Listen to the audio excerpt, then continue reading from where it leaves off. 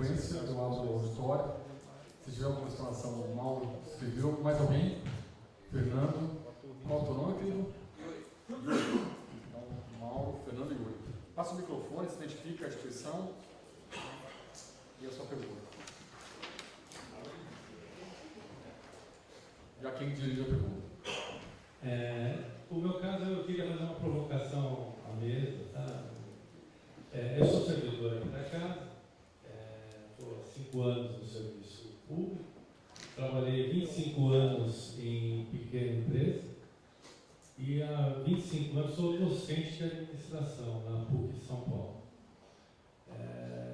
Tenho experiência, então, na tripartite, né? Eu já fui empregado, já sou empregado há 30 anos, 37 anos, eu sou seletista, estou há 5 anos no governo e, ao mesmo tempo, já fui dono de empresa também. Então, eu sou meio tripartite na minha concepção. É verdade, eu entendo um pouco os 3 lados. E eu gostei, a provocação é o seguinte, a palestra está falando aqui, criar uma norma para estruturar, harmonizar e integrar. Quando a gente fala, por exemplo, estruturar em administração, a gente pensa quais são os elementos de uma organização que eu vou determinar em cada espaço.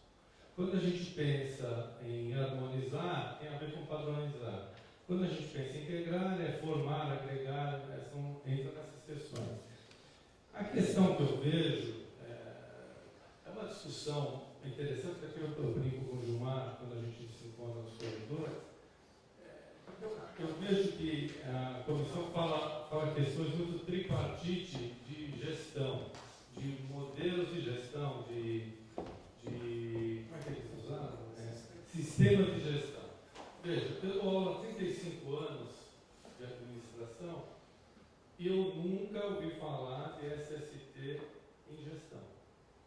Então, acho que a primeira questão que, em termos de políticas públicas, é pegar o Conselho Federal de Administração e incluir SST como uma forma, uma categoria de pensamento na gestão. Porque se vocês olharem lá, ainda na ANPAD não tem SST para produzir artigo, produzir conhecimento. Então está muito fora, muito abstrato da gestão. Eu só ouvi falar de SST quando eu entrei no Fundacentro. Então, eu sempre discuto com o Rogério, com o Gilmar, que a gente deveria ter um esforço com os contadores, que são os caras que vão tratar da pequena empresa, eles que estão no cotidiano, que são os consultores. O nosso colega que é fiscal, ele sabe muito bem disso, auditor, né? É o contador que faz o primeiro approach com o governo e é o contador que faz o approach com o sindicato. Então, toda vez que tem um problema, é o contador que está ali. E esses contadores... eventualmente os debatedores aqui. Próximo, Fernando.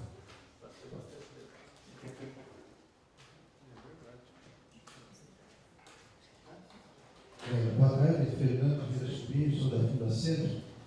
Eu queria só fazer um comentário rápido sobre a própria CTPP, né? Já que está falando de normas aqui. Esse processo tripartite, ele tem as suas vantagens, ninguém tem dúvida de ser democrático, etc. Mas, às vezes, ele acaba saindo ao contrário, né? Tem hora que emperra, eu já participei de várias discussões dessas normas, e ele emperra por questões que interessam só uma parte. Eu tenho visto isso ao longo do tempo. Isso não é bom, né? Estamos tratando de saúde e segurança de trabalhadores. E tem certas normas que não podem demorar o tempo que demora. E eu vejo também, só para dar um exemplo, o Brasil, por exemplo, ele ratifica várias convenções internacionais. O que é um processo de ratificar uma convenção? É um processo legislativo mandatório. Quer dizer, é uma lei, é um mecanismo que orienta, que está acima, inclusive, do próprio Ministério do Trabalho, que vem do Congresso. E às vezes esse assunto nem chega na CTP, quando chega demora muito, e às vezes, né, fica aquela guerrinha. Não, eu tenho um mecanismo internacional assumido pelo governo, mas o patrão quer de um jeito, o empregador quer do outro. Exemplo foi dito aí do CIPEiro e do representante sindical da INR20. Basta consultar a Convenção IP 174, do seu artigo 1º, que vai ver, né, que a política deve ser adotada de forma tripartite, envolvendo representantes de governo, trabalhador e indústria. Isso já está mais do que acertado. O representante do trabalhador é o sindicalista. Então, eu não vejo por que ter esse tipo de dúvida que só serve para enterrar. É só um exemplo que existe ele e outros que a gente encontra quando se discute essas normas. Ok, Fernando, obrigado. Posso? Obrigado, Yuri.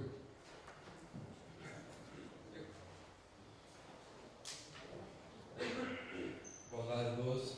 Eu sou estudante de engenharia de trabalho na Universidade Mackenzie.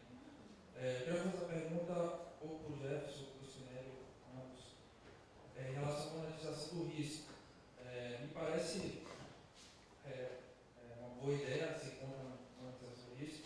Entretanto, em alguns casos, parece que também ser utópico, porque existem profissões que são insalubres e precisam existir. Por exemplo, o gari que sai para pegar o lixo.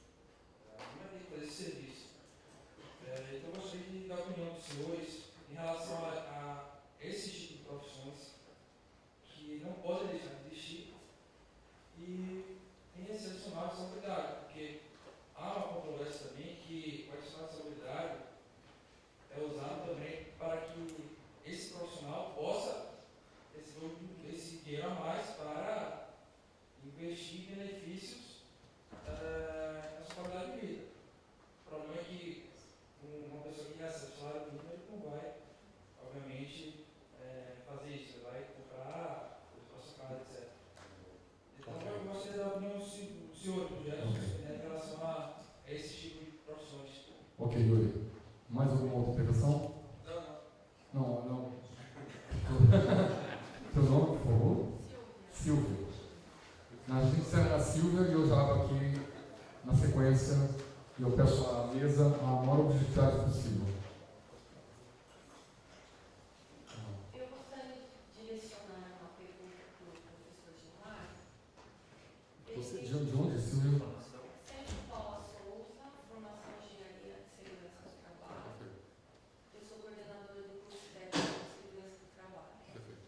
Eu gostaria de perguntar ao professor Gilmar, ele menciona experiências fora do país sobre avaliação dos riscos e um plano de ação.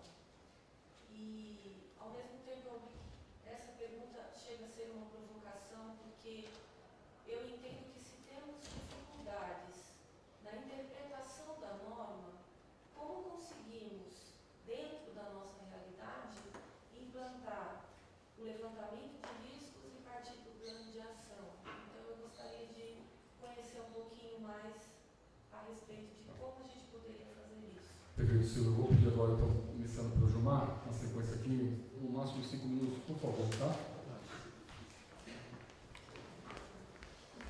Mauro, eu concordo com você com essa abordagem dos contadores. Isso sempre está na minha agenda e eu nunca consegui implementar. Inclusive, o Damásio e eu, na disciplina de gestão, que nós somos responsáveis, tem um artigo lá que a gente seleciona, que é uma pesquisa feita na Inglaterra, justamente um trabalho feito com os contadores. Na Inglaterra não, na Dinamarca, feito com os contadores. Eu acho que esse é um segmento.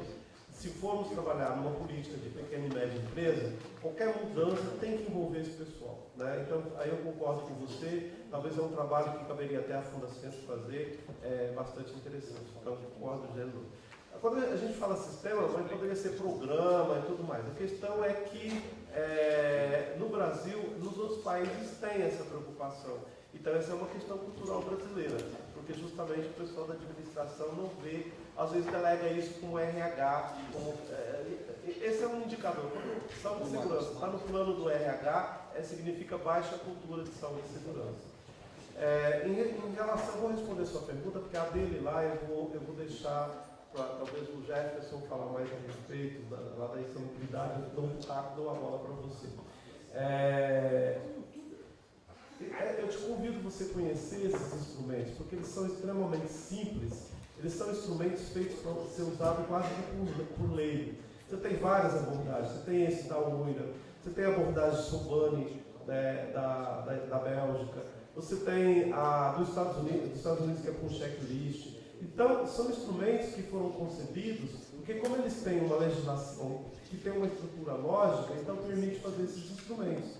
No Brasil, como tem uma legislação toda fragmentada, fica difícil você criar instrumentos análogos. Você está entendendo? Mas esses instrumentos são feitos, usados basicamente, por exemplo, se você vai na Espanha, as comissões obreiras têm um instituto chamado ISTAS, ele tem instrumentos desse tipo para capacitar, por exemplo, trabalhadores a fazer esse levantamento de risco, avaliação, para fazer a negociação sindical. Então, essas abordagens, elas são feitas, não é por um especialista, elas são feitas principalmente por um indivíduo, mas claro que tem que ter alguma formação, não é? Também não vai ser espontâneo. Então, é isso que eu te convido. Então, vale a pena conhecer vários instrumentos, são mais ou menos parecidos esses da União Europeia, né? E para finalizar, eu vou te devolver a provocação. Você está reproduzindo exatamente a ideologia da insalubridade. Existe, todo o trabalho é possível ser feito essa insalubridade tem a ver com saúde, com condições de saúde. Periculosidade que é complicado. Você vai trabalhar em alta tensão, você não consegue eliminar esse risco. Você pode fazer de forma segura, mas sempre há probabilidade. Mas insalubridade não. Gari, né? Então por quê? Isso é uma questão cultural no Brasil. Lá na Alemanha, será que existe gari trabalhando do mesmo jeito? Será que existe gari lá no Canadá trabalhando do mesmo jeito, fazendo essas questões? É porque é uma questão cultural, porque nós vemos de uma tradição escravagista, né? Que qualquer um pode fazer qualquer trabalho em qualquer condições. Vai ter a discussão da coleta de lixo urbano. Eu vi como se coleta lixo, por exemplo, na Alemanha, fiquei observando lá, né? Sem qualquer envolvimento. Certo? Então, o problema nosso é a questão cultural. Agora, é possível, a lógica da prevenção, você que vai formar engenheiro de segurança, estou te provocando mesmo agora, é você trabalhar para que esse trabalho não seja insalubre. E existe conhecimento técnico para isso. Agora, se vai ser possível viabilizar, aí você tem os constrangimentos da realidade, de dinheiro, de cultura e tudo mais. Mas por exemplo, você vai fazer um trabalho no hospital, você faz trabalho com segurança. Você vai comparar o Einstein com uma Santa Casa lá da Xiririca da Serra, bastante precária. Óbvio que o do Einstein é seguro, né? Então não existe essa coisa de inerente. A fonte de risco pode ser inerente, mas o risco você gerencia. Você pode reduzir esse risco. Você pode não mudar a fonte, mas você reduz o risco. De forma que ele seja considerável, aceitável e digno, né? Agora, aqui no Brasil é que se aceita certas profissões, por exemplo, cortador de cana manual, como existe, para mim é uma coisa indigna, né? Catar lixo do jeito que se cata lixo aqui no Brasil é indigno para mim. Isso aí não é nem questão de insalubridade, é uma questão de dignidade humana. Ok, obrigado, Gilmar. Na filiação, eu passo a Maradona. As suas traduções, por favor, nossos segundos. Esse tema é instigante, né? Envolvente. Nós temos uma cultura no Brasil de criar subterfúgio para as coisas. Adicional de salubridade, adicional de periculosidade, auxílio alimentação, auxílio não sei o quê, um bocado de coisa. E aí o auxílio de salubridade e periculosidade, ele acaba fazendo parte do salário. Você tem um custo de vida todo bagunçado, você não tem rendimento, o trabalhador pega aquilo e incorpora no salário. Aí quando você falar para ele, olha, nós vamos isolar o risco, só que eu vou ter que tirar o teu adicional. Pô, você não briga. Então, mas qual que é a nossa visão? Paga um bom salário para o trabalhador. Né? E faz investimento. Segurança é investimento, para o empresário é custo. É uma pena que o Magno já foi embora, né? Mas a visão do empresário é custo, não é investimento. Por que nós temos legislação? Se com a legislação já é complicado, o empresário não cumpre, você imagina se o trabalhador não tiver a lei. Eu sempre digo o seguinte, a nossa luta é tostão contra 1 milhão. Então a gente, qual que é a alternativa? É a legislação. Eu até acharia, viu, Gilmar, que nós estaríamos assim no primeiro mundo, que se a questão não fosse obrigatória pela legislação. Mas é uma questão cultural. Aí você pega, que nem o companheiro Fabiano falou lá, muito bem observado com relação à representação sindical. É óbvio, está na NR1, está na legislação, que o representante é o sindical. Mas o trabalhador que está na ponta, que é uma proposta nova também da organização sindical, que é a organização do local de trabalho, ele é importante. Só que do outro lado você tem a ferramenta do emprego. Quem detém o emprego dele? Ele vai fazer coisa é ter uma coerência, embora a proposta seja boa, então na verdade, sei lá, não sei nem se meus filhos, meus netos, bisnetos vão conseguir mais para frente, mas isso é que nós temos que buscar. De colocar a segurança do trabalhador como prioridade. E até no meu sindical, o Gilmar foi feliz. Não é 100% não, tá? Não é todos os sindicatos que fazem investimento nessa busca não. Por quê? Ele tem que primeiro brigar para manter o emprego do cara e o salário. Você entendeu? Então assim, é interessante, mas não pode. Foge desse foco de você que está se formando agora, de botar isso aí, não, que é para investir para o trabalhador ter mais uma vida social, caramba! Para ficar doente, para perder uma parte do corpo? Chega, é outro lado. Obrigado. Obrigado, Maragona. Só quero fazer um comentário aqui. O Marcos teve que sair por compromisso externo, já tinha agendado. Pediu desculpas aqui a todos. Já aproveitando o Yuri da carona do Maratona, só para comentar, adicional de insalubridade, a palavra adicional sugere ganho e na verdade você está perdendo, né? Você está pagando por um agente nocivo. Então a nocividade é uma perda, né? Seria diminuir e não adicionar. E esse termo adicionar ele já sugere um ganho. E esse é um grande equívoco, né? E que aqui na posição da Fundacenta nós somos totalmente contrários ao pagamento adicional. Né? Institucionalmente falando, nós somos contrários porque nós trabalhamos da premência de prevenção, prevenir, né? Então nós temos que prevenir. E infelizmente passo das questões que o Maradona colocou, e é muito interessante que o Maradona é a voz dos trabalhadores na CTPP, mas mesmo assim, entre as bancadas, ou mesmo na bancada do trabalhador, você vai encontrar trabalhadores que pleiteiam nos seus dissídios pagamento adicional. Então a gente tem que mudar essa cultura. E essa cultura enraizada desde 78, né, que nos coloca num país de vergonha, pagando adicional de nocividade, ok? Né, e nos coloca num país de vergonha pagando, né? Então é fechativo para o nosso país, né? Então a gente tem que combater, viu, Yuri, esse pensamento adicional, porque não adiciona-se nada, perde-se, eu falo como físico, né? Estudei matemática,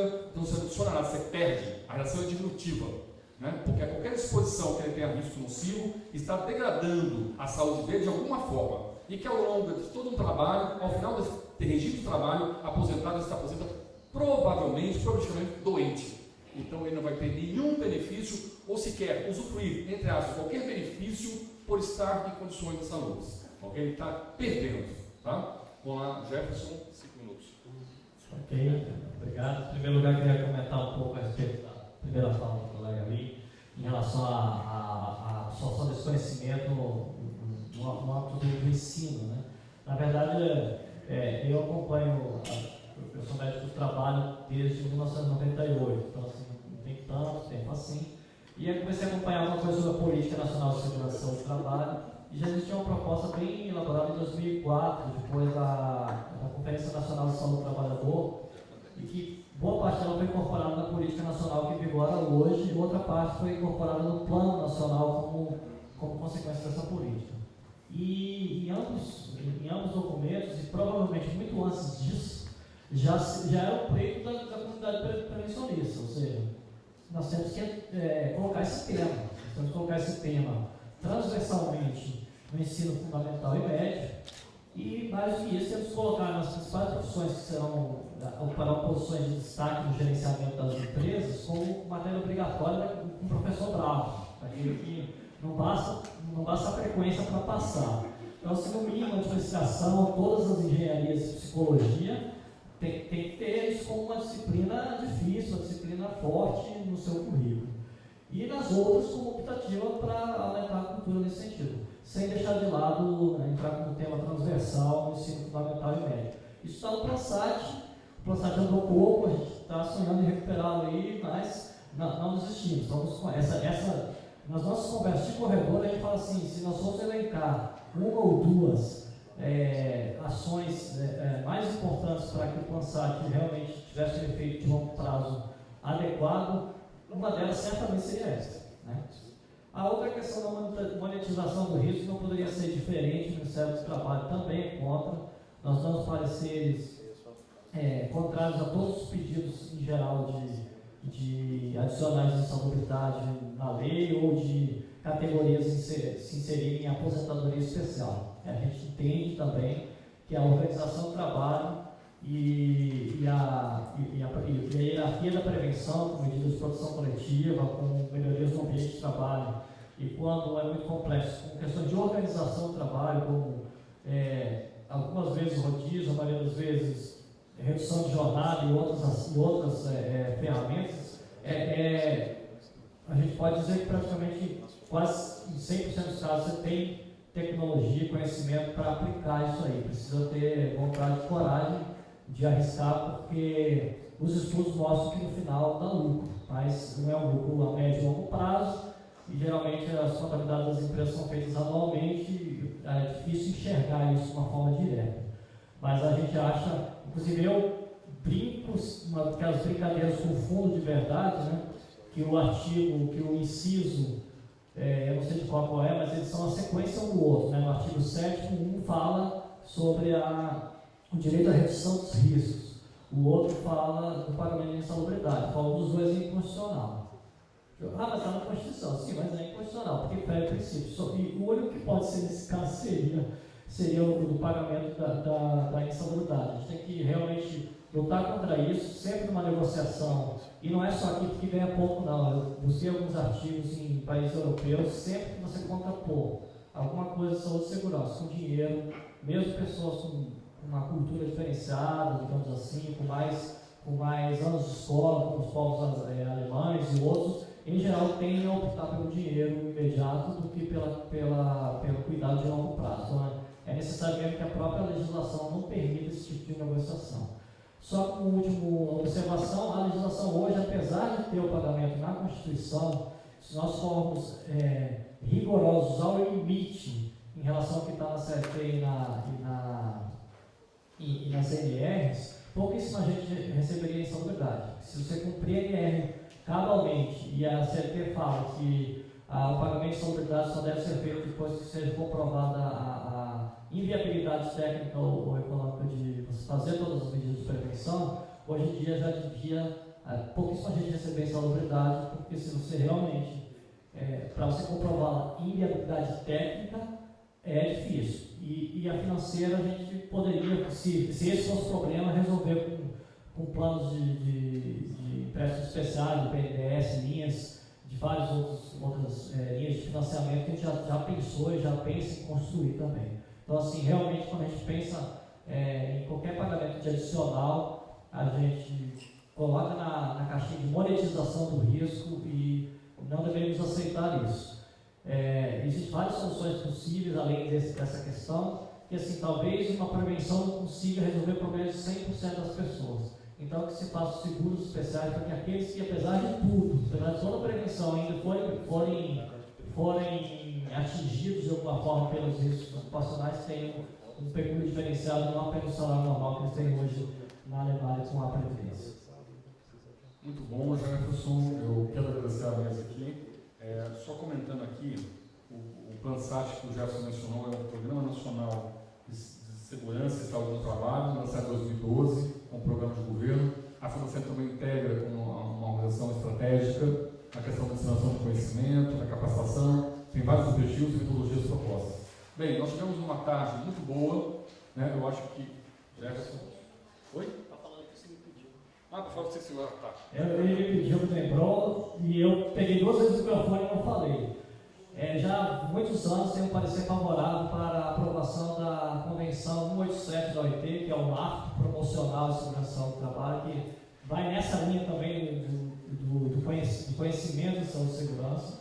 É uma convenção que a gente já aplica em grande parte, outras a gente ainda precisa evoluir, mas já foi dado parecer pela área técnica positivo, com tantas modificações do governo, essa convenção voltou e ainda não foi até o Congresso para ser ratificada. Então, na última reunião da CTPP, foi assinada novamente uma ratificação do parecer favorável pelos 3 representantes principais das bancadas, de forma a encaminhar isso, tentando encaminhar para o Congresso, e pelo menos nosso sonho é encaminhar para o Congresso no dia 28 de abril, marcando também essa data relevante para a história da saúde e segurança do país. Perfeito, Jefferson. Nós chamamos de marco legal.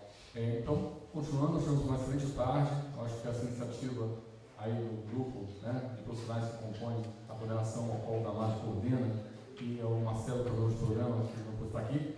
Agradecer a todos e todas pela presença, e vamos sair aqui com mais contribuições, como eu disse no início da minha fala, né, e talvez com a responsabilidade social, né, de agir, né, em prol da saúde e segurança do trabalhador. Ok? Todos nós fazemos políticas, não só os políticos que fazem, nós também fazemos política. Ok? Boa tarde a todos, um bom final de semana, muito obrigado.